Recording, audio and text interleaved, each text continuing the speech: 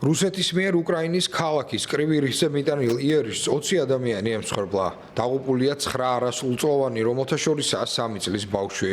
უკრაინის ხელისუფლებაში აცხადებენ, რომ რუსეთმა ბალისტიკური რაკეტებით საცხოვრებელ რაიონზე მიიტანა იერიში. რუსი სამხედროები ამბობენ, რომ მათი სამიზნე ქალაქში მდებარე რესტორანი იყო, სადაც ოფიცრებსა და დასავლელ ინსტრუქტორებს შორის შეხვედრა მიმდინარეობდა.